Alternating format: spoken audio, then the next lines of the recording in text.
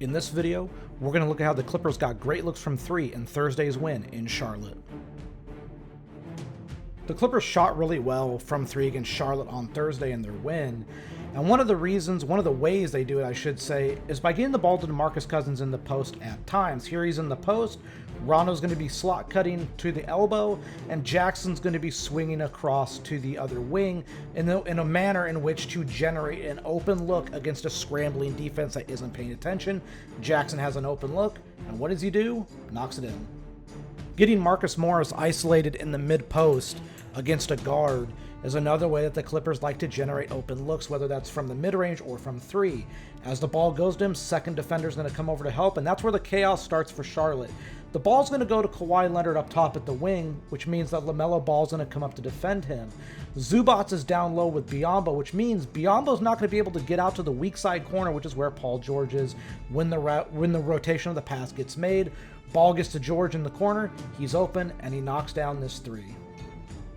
As always, as a rule of thumb, please hustle in transition. You never know what kind of looks you can get from it. As Leonard gets into the floor, we notice that the defender's up on him, and Beverly running hard down the floor in the middle of the floor is going to pull Biyombo to him, which means what? George running open on the near side is going to be a passing option for Leonard. Leonard makes just absolutely an incredible pass right over the top, a rainbow pass, and George knocks in this three. Another way to generate open threes is off a simple roll action.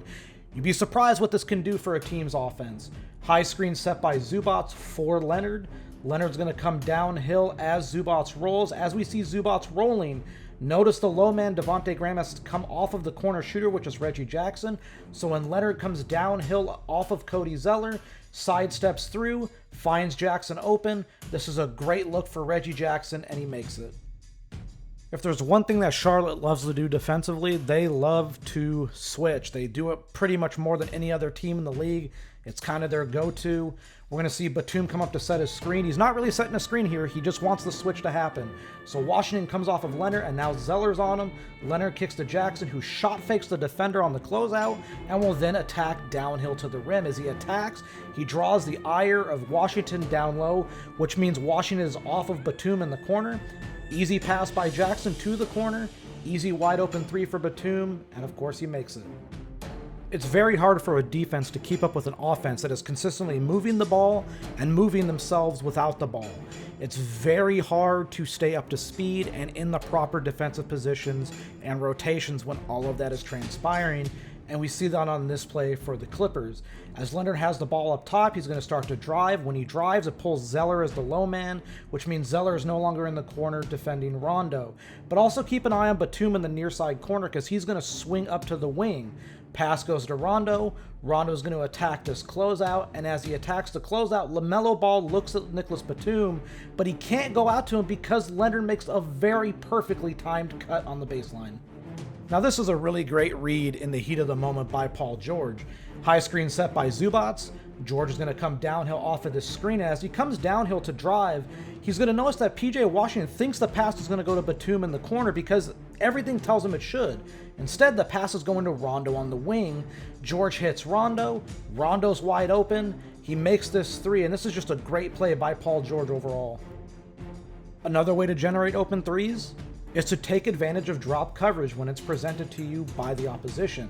Screen set by Zoo, and as he sets the screen, we're going to notice that Biyombo is in drop coverage at the nail, and George, as he's highlighted here, is going to recognize this. So he ends up pulling up from the top. There's no defender near him to contest the shot. George bangs it home, and this is just great awareness by the Clippers.